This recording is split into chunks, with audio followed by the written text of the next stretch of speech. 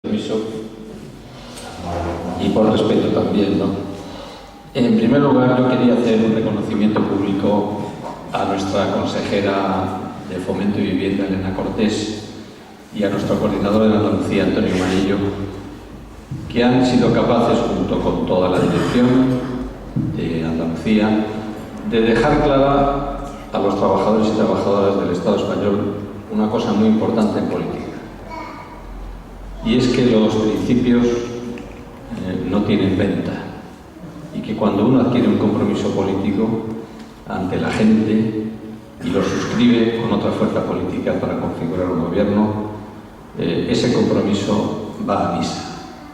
Y por lo tanto lo que han hecho es un gesto de gran responsabilidad, no solamente con los desahuciados, que han aplicado la ley de forma rigurosa, aplicando un auto de un juez que pedía un realojo provisional de las personas afectadas, las más débiles de la sociedad, sino que han dejado claro que nosotros estamos en el Gobierno de Andalucía para desarrollar un programa. Y si nos quitaban las competencias pactadas, que son las competencias de la adjudicación de las viviendas, nosotros sobrábamos en ese gobierno. Y por lo tanto yo creo que hay que reconocer públicamente ese gesto de honradez, de dignidad, y que queda claro para el conjunto del Estado español, de las personas, de los trabajadores y trabajadoras, que Izquierda Unida cuando se compromete de verdad.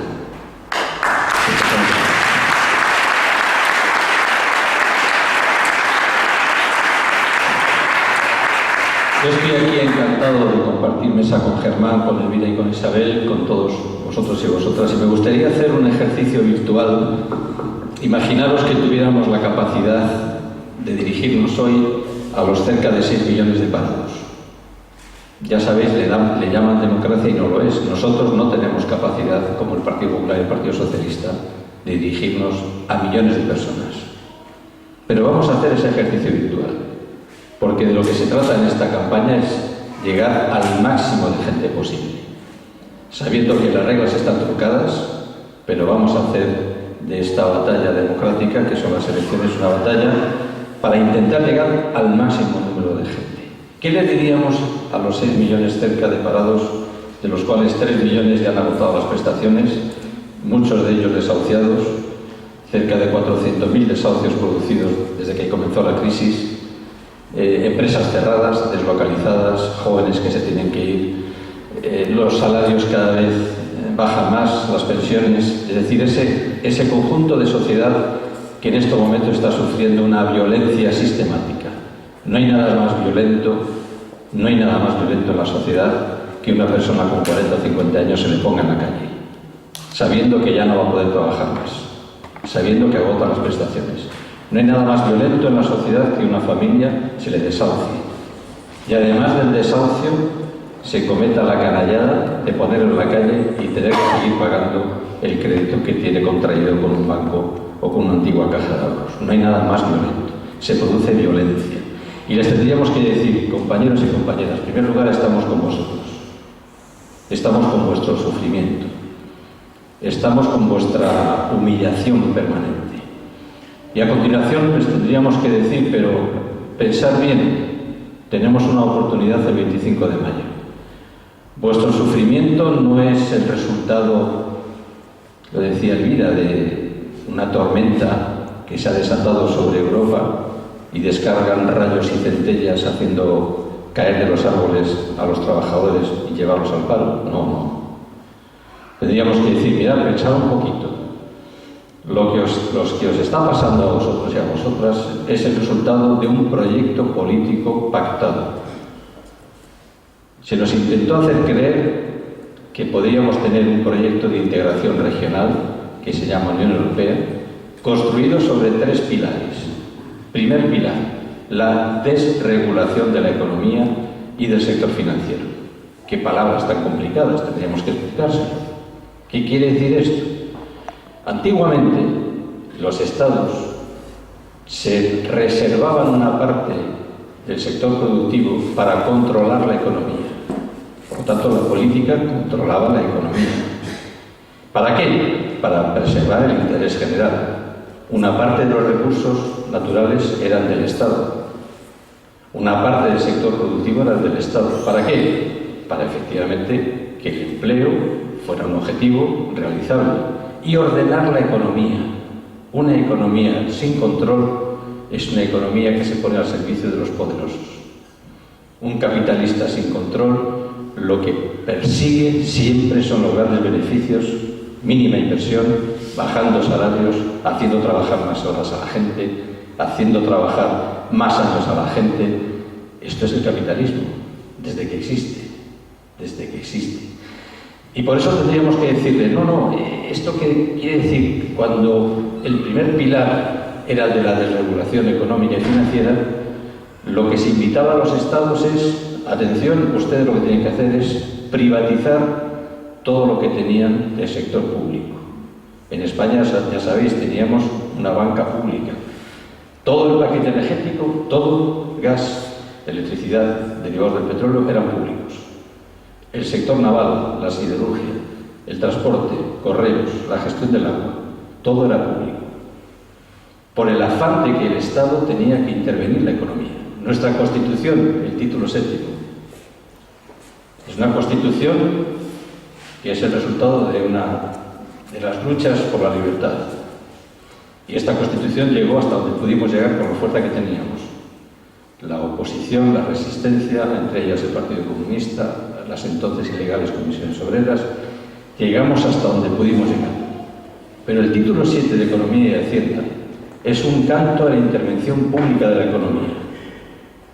Incluso tiene un texto que dice que las administraciones resolverán el acceso de los trabajadores y trabajadoras a la propiedad de los medios de producción. Es un texto socialista. Ese texto solamente hay en constituciones socialistas. La propiedad de los medios de producción.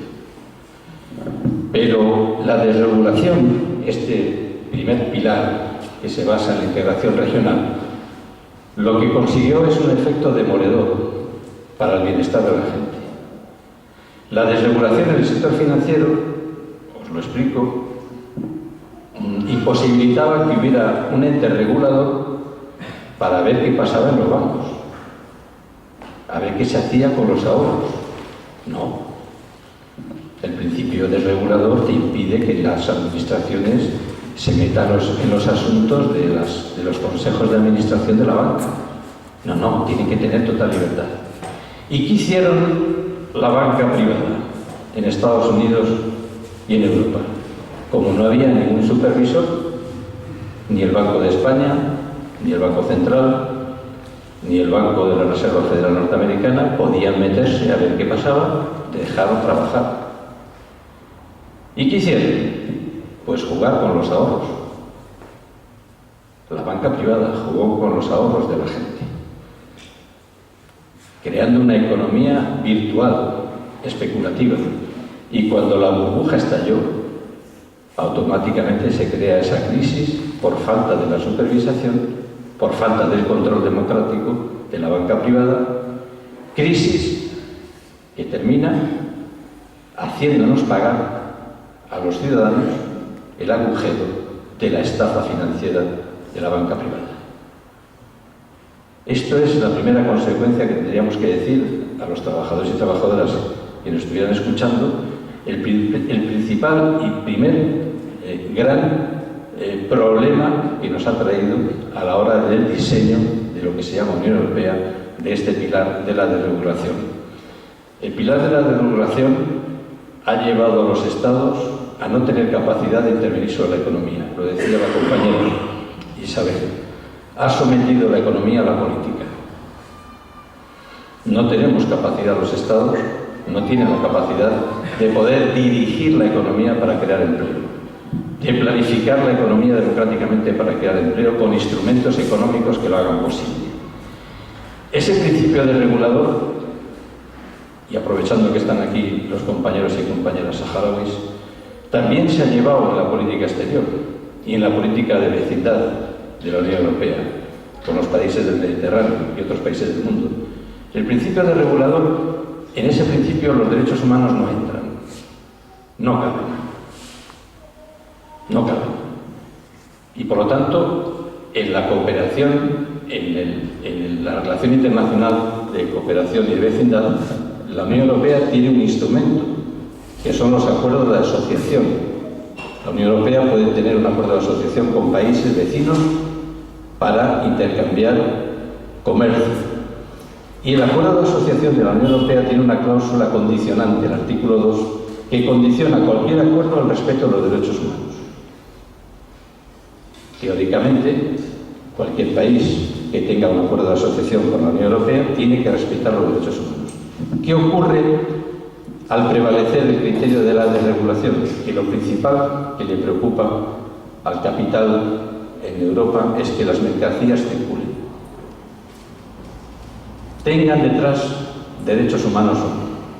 Y tenemos varios ejemplos. En la revolución de los países árabes, en la revolución del Jazmín, en Túnez, en la revolución de Tahrir, tenía la Unión Europea acuerdo de asociación con Ben Ali y con Mubarak. La gente caía asesinada en las plazas de Túnez y de Egipto, en el Cairo. Y nosotros en el Parlamento Europeo levantábamos la mano y decíamos: señores, apliquen el artículo 2, la cláusula condicionante, suspendan el acuerdo de asociación porque la gente está siendo asesinada. Lo mismo hicimos con Israel cuando atacó Gaza en la operación Globo Fundido, cerca de 1.600 personas asesinadas. Dijimos: suspendan el acuerdo de asociación porque la gente está siendo asesinada en un crimen de guerra. Y lo mismo lo dijimos con el caso del Sáhara Occidental.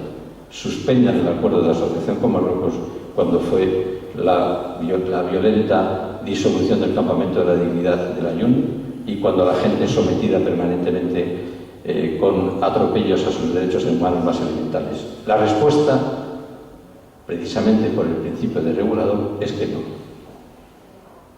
no se suspenden los acuerdos de asociación aunque la gente es asesinada. Porque lo principal en ese principio de regulador son el intercambio de mercancías. Si tienes la desgracia en África de nacer hombre o mujer, lo tienes muy difícil. Ahora sí, si tienes la suerte de nacer televisión de plasma, sabes que podrás entrar en la Unión Europea por las fronteras sin ningún problema. Ahora, si eres persona, no. Serás un infierno, parecerás un infierno. Porque el principio de regulador, os diría yo a los trabajadores que nos escucharan, ese principio de regulador es el que os está llevando a una situación sin salida. Y el segundo pilar que se pactó en este proyecto de relación regional es un banco central que es una cueva de especuladores. Una cueva de especuladores. Es un banco que no puede dar ayuda directa a los estados, que no puede emitir moneda directamente a los estados, sino que tiene que dar ese préstamo a la banca privada a un interés bajo, un 0,1, un 0, un 1%, y la banca privada le presta a los estados a un interés superior, creando una bolsa de especulación. Por eso en este diseño que nos está castigando, que nos está llevando a una situación insostenible, el banco, en esa concepción de cueva de especuladores, es fundamental para el mismo principio de la regulación, que unos pocos acumulen capital a costa del sufrimiento de la mayoría de la sociedad. Y otro pilar de esta convergencia europea es la moneda, el euro, que es una moneda única en el mundo porque no tiene tesoro público. ¿Qué es el tesoro público? Pues es la hacienda pública, la fiscalidad que permite controlar la moneda, y de manera que para controlar la inflación se puede devaluar la moneda. El euro no se puede devaluar. Imposible. ¿Cómo se resuelve el control de la inflación o la deflación? Estamos en deflación, bajando los salarios. Con lo cual, pilar de la desregulación, el pilar del Banco Central y el pilar de la moneda, todo un entramado económico de instrumentos económicos para hacernos retroceder en años, para hacer aumentar la desigualdad, para imposibilitar que la gente viva cada vez mejor, sino que la gente tiene que vivir cada vez peor. Y se trata, en esta globalización económica, de globalizar la economía, pero no los derechos. Y por lo tanto, lo que tendríamos que decir a estas personas es que es posible otra salida. Y la tenemos que convencer a la gente de que ese sufrimiento, el padecimiento, es el resultado de un proyecto político. ¿Quién diseñó este proyecto político? ¿Alguien se hace cargo de la crisis? ¿Alguien se responsabiliza de la crisis? Nosotros lo tenemos claro y no vamos a engañar a la gente. Somos gente rigurosa y seria. Esto que estamos padeciendo se planificó en el conjunto de los tratados, desde Maastricht hasta Lisboa, pasando por el Tratado de Estabilidad. Se pactó todo. El Banco Central, la moneda única, el Tratado de Estabilidad. Y se pactó por las dos grandes fuerzas políticas europeas. La socialdemocracia, es decir, en España el PSOE, y la derecha y liberales en España el Partido Popular. Se creó un gran bipartidismo europeo, que es el que gobierna Europa. Ahora veréis que hay una teatralización de la diferencia. Elena Valenciano parece que lo de la troika no va con ella. Bueno, pero habrá que decirle, mire usted, en fin, no falta la verdad. Han votado desde el Tratado de Maastricht, cuando se crea la moneda única hasta ahora, han votado todo conjuntamente y gobiernan la Comisión Europea conjuntamente. ¿Cómo puede decir la señora Valenciano que está en contra de la troika si tiene a Almunia del Partido Socialista Obrero Español en la Comisión Europea y junto a Almunia 6 personas más de la socialdemocracia europea? Hombre, que no falte a la verdad, que no falte a la verdad. Es que han votado en todo, en el Tratado de Estabilidad, en la concepción económica que está machacando. Nos han reformado la Constitución, los dos, PP y PSOE, el artículo 135. Y por lo tanto, un poquito de respeto a la gente. Por eso Elena Valenciano tendrá que hablar de todo menos de Europa. Y nos parece bien que hable en contra de la ley del aborto. Nosotros también. Pero vamos a hablar de Europa, ¿no? Y el problema de la socialdemocracia no es un problema cualquiera. Ellos han arriado la bandera del reformismo frente al capitalismo. Nosotros nunca hemos sido reformistas. Nosotros creemos que el capitalismo no se puede reformar. No se puede reformar. Pero la socialdemocracia sí. Y jugó un papel en la historia europea, desde el 59. Ellos renunciaron al marxismo, pero dijeron, no, pero vamos a ser una fuerza reformista para hacer que el capitalismo no sea un capitalismo salvaje. Y defendieron desde entonces un principio regulador de la economía. Intervenir la economía, políticas fiscales progresivas, acordados Olof Palme, Suecia, era el paradigma del bienestar. Salarios fuertes, pensiones fuertes, servicios públicos fuertes, con políticas fiscales muy fuertes también, interviniendo la economía. Y una parte de la economía sueca era pública. Pero todo eso ha terminado. La socialdemocracia se ha rendido. Se ha rendido. Gobierna conjuntamente la Unión Europea. En Alemania, Angela Merkel no tiene mayoría, pero inmediatamente se podría haber configurado un gobierno entre Die Linke, que es nuestro partido en Alemania, los Verdes y la socialdemocracia. Reacción de la socialdemocracia: no formamos gobierno con la izquierda. Preferimos gobernar con Angela Merkel. Y por lo tanto habrá que emplazar a los socialistas de verdad, a los que creen por cultura, por tradición, que votando las siglas del Partido Socialista Obrero Español están votando contra la troika, que están votando por un espacio europeo de la izquierda, que desgraciadamente, ojalá fuera así, no es así. Que están votando directamente al visto bueno de la troika, de la reforma constitucional del artículo 135, del Banco Central Europeo como está diseñado, y que están también, con su posición, favoreciendo una deuda, resultado de esa especulación, una deuda odiosa que no se puede pagar. Pero no es que no se pueda pagar desde el punto de vista ético, que lo defendemos, es que técnicamente es imposible. El año que viene estaremos en el 101%, 105% del Producto Interior Bruto en deuda. Y Grecia, antes de aplicarle los memorandos de austeridad, tenía un 125% de su deuda del Producto Interior Bruto. Le aplicaron una austeridad que ahora tiene el 175% del Producto Interior Bruto. ¿Cómo se puede pagar esa deuda? Pues recortando hasta que no quede nada. Y no estamos dispuestos. Y por eso habrá que decirle a la gente que se siente socialista, que ya mucha gente por las encuestas nos viene a decir, y una parte del electorado vota Izquierda Unida, porque sabe perfectamente las consecuencias que está teniendo ese co-gobierno europeo con la socialdemocracia y la derecha. Hay que decirle que en estos momentos en más de 13 estados europeos gobiernan conjuntamente, no solamente Alemania, 13 estados más gobiernan conjuntamente entre la llamada socialdemocracia y la derecha.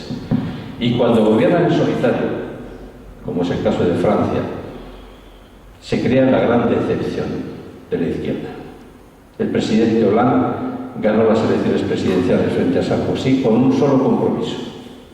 Yo quiero desalojar a Sarkozy para impedir que se cumpla en Francia el Tratado de Estabilidad. Y nos comprometemos públicamente ante el pueblo francés que cuando llegue la ley a la Asamblea Nacional Francesa no la votaremos y no la convalidaremos. Junto con el Front de Gauche, nuestra gente en Francia conseguimos desalojar a Sarkozy.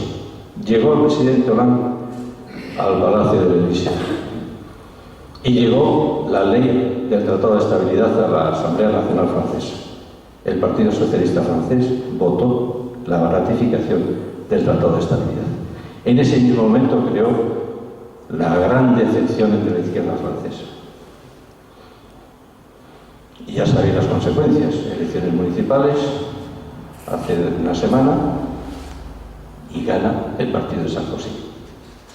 Y gana la ultraderecha en mucho menos proporción, pero realmente quien gana las elecciones municipales es el partido de Sarkozy. Y el presidente Hollande hace la siguiente lectura, socialista. Dice, bueno, he entendido el mensaje. Y pone al frente del presidente de gobierno a Manuel Valls, que va a pasar a la historia por dos cosas. Una, que propuso quitar el nombre de socialista al Partido Socialista. Y dos, siendo ministro del Interior, dio la orden de detención a una niña cuando estaba con su colegio de excursión para expulsarla del país. Este es Manuel Valls. Este es el ejemplo de cómo está la antigua socialdemocracia, que hay que llamarles ya socialliberales. Y por lo tanto nosotros y nosotras tenemos que decir a la gente que es posible salir de esta indignidad, que es posible acabar con esta violencia, la violencia del desempleo, la violencia del desahucio, la violencia de tener que salir del país, siendo muy joven y muy bien formado. Pero para salir hay que tener fuerza, más fuerza que ellos, e imponer otro modelo de integración regional.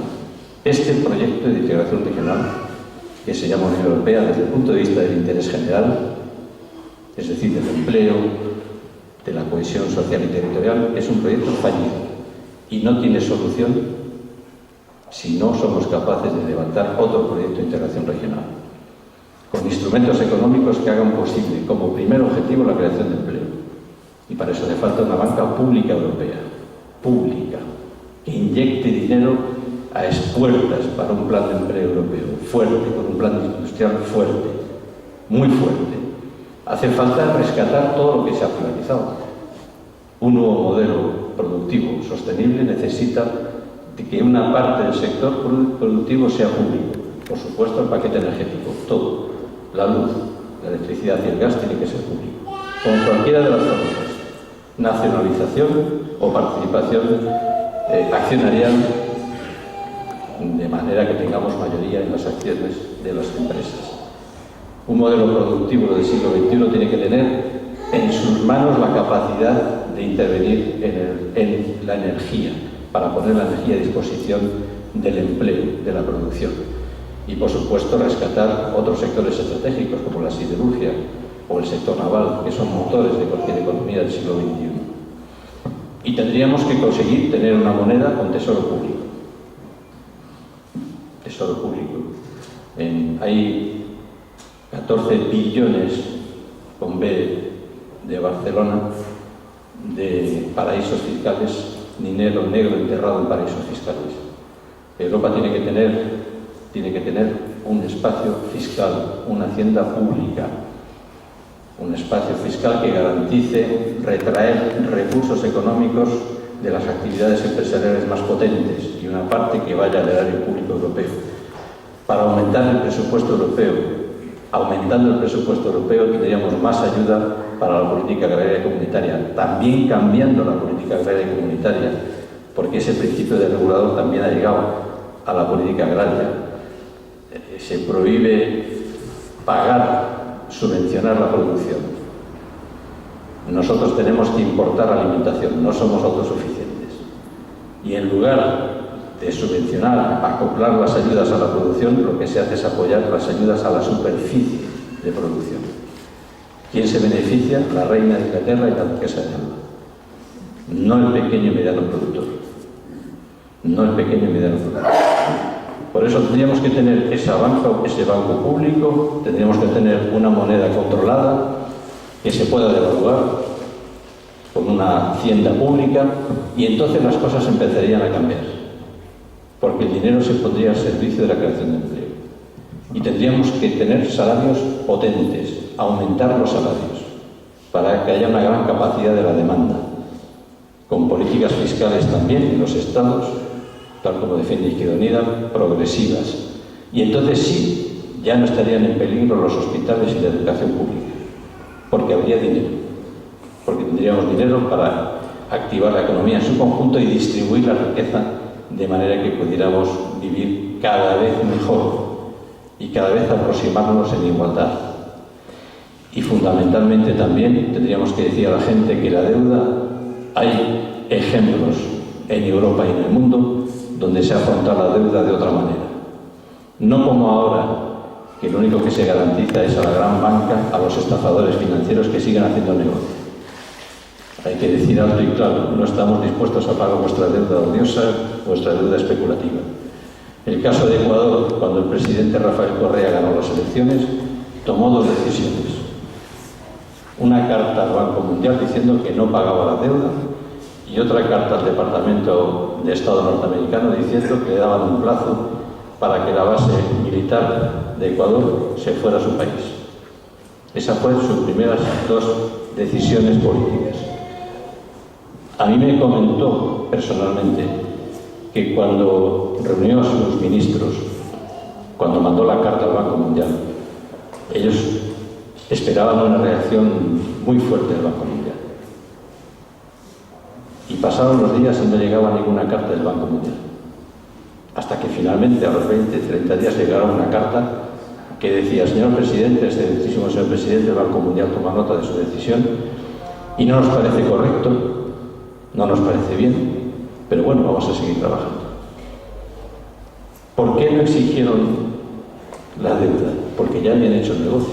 Hicieron sus cálculos y bueno, si con el interés que habíamos cogido la deuda, ya habían hecho el negocio. Y punto. Y punto. Y la otra decisión, que fue la de la base militar, él mandó una carta al Departamento de Estado, porque el Departamento de Estado reaccionó muy violentamente, diciendo que era incomprensible, que esa base para ellos era estratégica, en América Latina y Caribe, y él contestó: nosotros no tenemos ningún inconveniente que sigan ustedes aquí, a condición que nos dejen poner una base militar de Ecuador en California.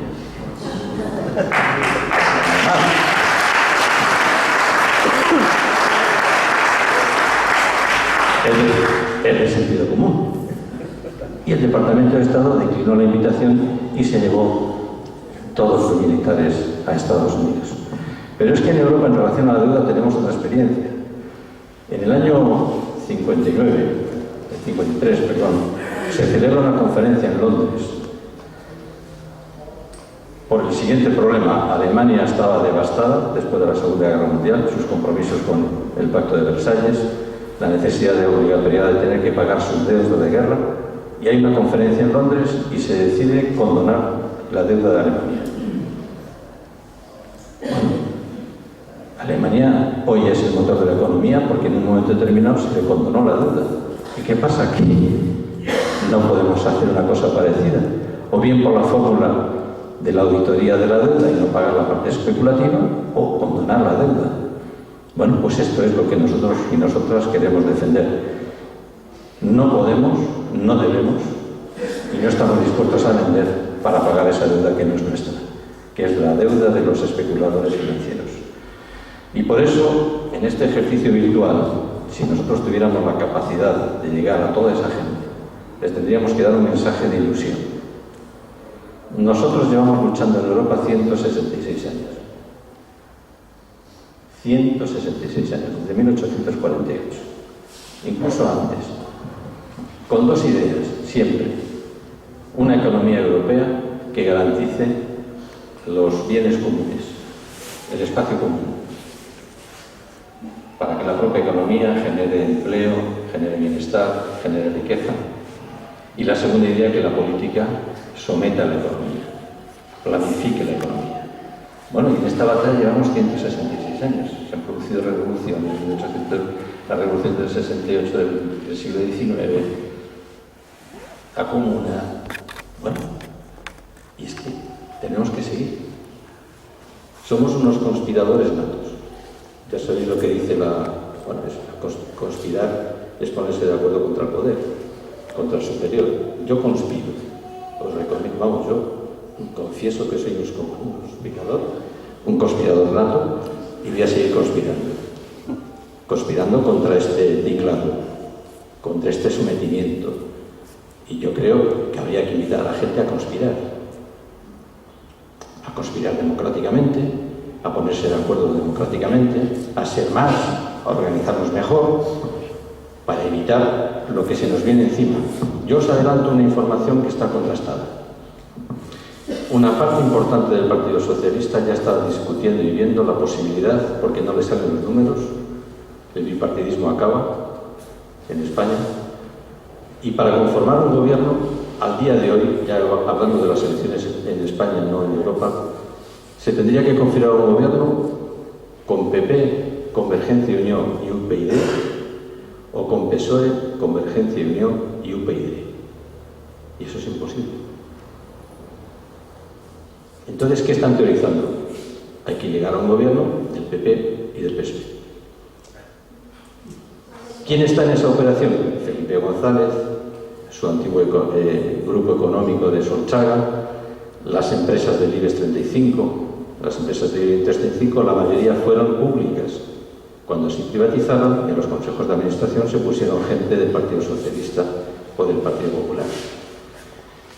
La Casa Real, el rey, que se va a agarrar como un clavo, ¿verdad? Ya sabéis.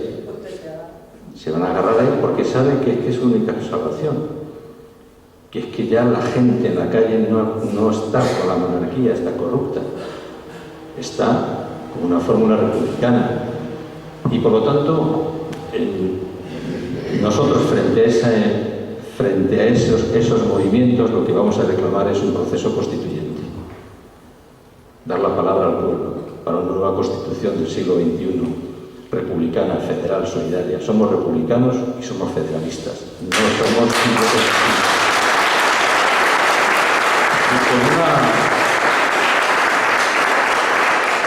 Con una constitución del siglo XXI, las constituciones del siglo XXI tienen que decir a la gente que son los protagonistas de la gestión pública de su pueblo, no los cargos electos. Los cargos electos somos unas personas que se nos ponen para gestionar la voluntad de un pueblo. Pero el verdadero protagonista es el pueblo. Tiene que haber nuevas figuras. El revocatorio del cargo público. Si tú te presentas con un programa y no cumples con tu programa, el pueblo tiene la capacidad de quitarte el medio. La dación de cuentas, un cargo electo, en la Constitución que defendemos, tendría la obligatoriedad de dar cuenta de su trabajo públicamente y someterlo a consulta popular. La figura del referéndum no consultivo, el referéndum vinculante. Ante grandes temas de Estado, hay que preguntar a la gente si está de acuerdo o no. Imaginaros que en Europa hubiésemos podido tener un referéndum sobre la Troika. Pues la Troika tendría que haber hecho las maletas todos esos funcionarios que nos están amargando la vida, que nadie les ha votado, ni los burócratas del Banco Central, ni los burócratas de la Comisión Europea, ni del Fondo Monetario Internacional, nadie les ha votado, nadie ha sido elegido en las urnas, y sin embargo son los que vienen y nos dicen qué es lo que tenemos que hacer, cómo lo tenemos que hacer, qué es lo que tenemos que pagar, hasta cuándo tenemos que pagar. Bueno, pues en esa Constitución, en la que defendemos nosotros en este proceso constituyente, la gente sería la protagonista de la acción pública. Y por lo tanto, nosotros creemos que a esta gente, si pudiéramos dirigirnos a ellos, a los cerca de 6 millones de pagados, les llevaríamos y les vamos a llevar un discurso de esperanza, de decirle que ahora tenemos la oportunidad, mirad, nos hemos movilizado como nunca en la historia de la democracia. Como nunca. Huelgas generales contra Zapatero, contra Rajoy, hemos estado la gente de izquierda en los piquetes, y yo he tenido la mala suerte que siempre me ha tocado el mismo piquete, y es parar el transporte público de Madrid en las cocheras de la MT, en Chamartín, siempre me ha tocado. Bueno, pues ahí estábamos desde las 3 de la mañana con la gente de comisiones UGT, pagando los autobuses, etc. Hemos estado en el 15M, con la gente del 15M, no más, en las plazas, en las calles públicas, en contra de este atropello, en contra de esta acción dictatorial de la Troika. Hemos estado en las calles de Madrid, creo que se nos ha visto el 22 de marzo, las banderas de Izquierda Unida, del Partido Comunista, todas las banderas. Pero hay que decir a la gente, eso es muy importante, pero insuficiente. El 15M salió como un acontecimiento trascendental, antes de las elecciones generales. Se producen las elecciones generales y el Partido Popular gana con mayoría absoluta. Esto es lo que vale. Y ahora habrá que decir a la gente, nos hemos movilizado, hay que seguir movilizándonos, pero ahora viene el 25 de mayo. Esa es la gran movilización. Tenemos una oportunidad, cojamos la tijera, nosotros y nosotras, y recortemos a la Troika. No se están recortando salarios, recortando servicios públicos, recortando pensiones. Bueno, pues ahora vamos a coger todos una tijera colectiva y vamos a recortar al Banco Central, a la Comisión Europea, al Fondo Monetario, al Partido Popular y al Partido Socialista. Entonces, en ese voto de determinación, de cambio, las cosas vamos a cambiarlas. Y eso es lo que hay que decir a la gente. Y termino apelando a todos vosotros y vosotras. El artículo 1 de nuestra Constitución, que es a partir de ese artículo lo que realmente ya los constitucionalistas dicen que ahí está reflejado lo que es la Constitución, que es el mandato, cómo se organiza España. Dice que España es un Estado plural basado en el ordenamiento jurídico, las garantías jurídicas, pero en la pluralidad política. Es un Estado que tiene que garantizar la pluralidad política. Nosotros formamos parte de la pluralidad política, pero no estamos. No se nos deja. Las empresas de comunicación hoy son una garantía de la desinformación y de la falta de pluralidad. Son empresas bipartidistas, PP, PSOE, PP, PSOE. En los telediarios, que es donde la gente configura su sentido común, cuando come y cuando cena, ahí sale PP, PSOE, PP, PSOE. Y no le llega otra información a la gente. La mayoría de la gente no lee ni el periódico, porque está agotada, llega a casa agotada, no tiene capacidad de debate, no tiene capacidad de reflexión, y es todo lo que le llega a la televisión. Y nosotros no tenemos espacio televisivo, por decisión política, de que nuestras ideas son muy peligrosas que sean divulgadas y conocidas. Porque si nuestras ideas llegaran, automáticamente la gente haría suyas las ideas. Digo, de los millones de personas. Y tendríamos un gobierno provisional para una nueva Constitución republicana, seguro. Pero como no lo tenemos, yo apelo a vosotros y a vosotros. Tenéis que convertiros en candidatos. Tenéis que convertiros en candidatos y candidatas. De hablar, de convencer, de multiplicar, de decir que esto es por esto y por esto y por esto. el trabajador y trabajadora, que no, que hay solución, pero os tenéis que convertir. Yo sé que lo vamos a conseguir entre todos y entre todas, y vamos a poner lo mejor, nuestra inteligencia, nuestros valores, nuestros principios, para acabar con este sufrimiento, con esta lacra, con este azote que está desolando el territorio europeo, y vamos a llevar un mensaje de esperanza. Las encuestas nos van bien, nos van bien. Parece que podemos conseguir ser por primera vez en la historia el tercer grupo parlamentario europeo. Eso va a significar mucho, pero también va a significar que podamos acumular más fuerza en España. En Canarias tendréis elecciones autonómicas y municipales. Tenéis ya que trabajar doblemente para las europeas y para las autonómicas y municipales, y después vendrá la batalla de las batallas, las generales. Si conseguimos lo que hemos hecho en Andalucía, determinar políticas, las cosas en España comenzarán a ser de otra manera. Y podremos decir a la gente que la gente ya va a poder tocar su poder, el poder de la gente real que piensa en favor del interés general, gente honrada, que lo único que procura es trabajar para el bienestar de toda la gente, el bienestar de la mayoría. Nada más, muchas gracias y mucho amor.